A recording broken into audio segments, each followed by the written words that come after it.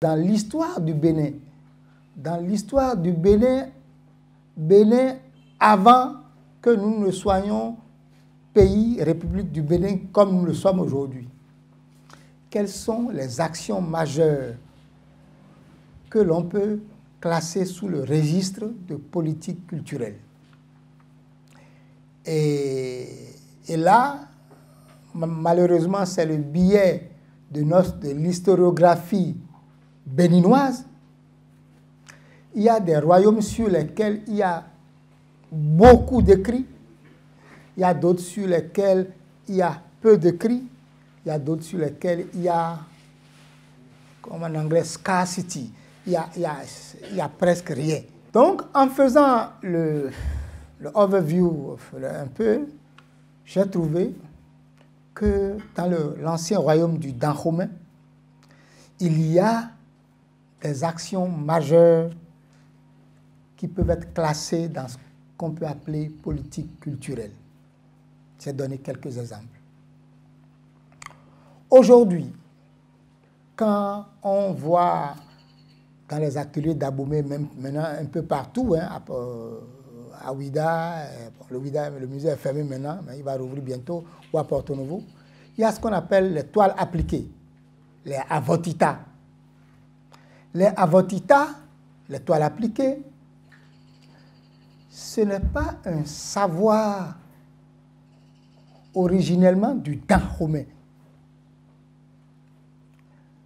C'est le roi Agadia, hein, 1724-28, hein, qui, dans ses conquêtes, est allé dans un village de Lomé, Bozumé, et a vu dans un temple vaudou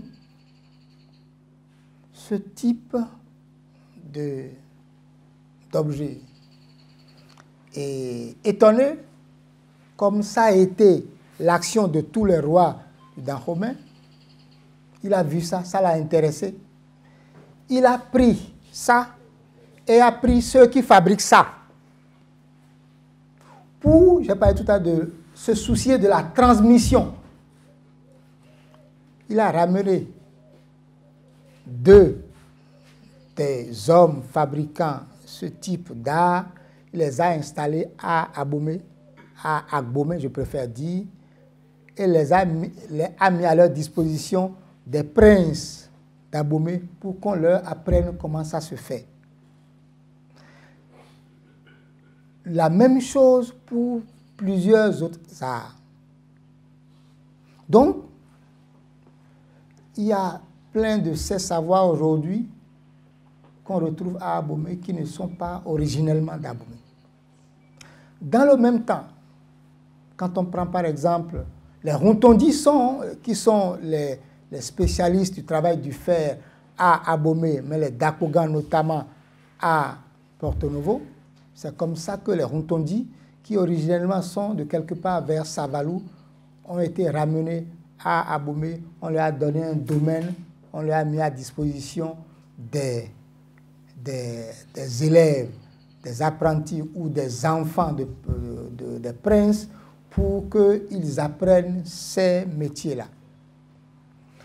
Et c'est pour cela d'ailleurs que j'ai pris le symbole du roi Agonglo pour le marquer, parce que celui qui a le plus fait dans ce domaine, c'est le roi Agonglo.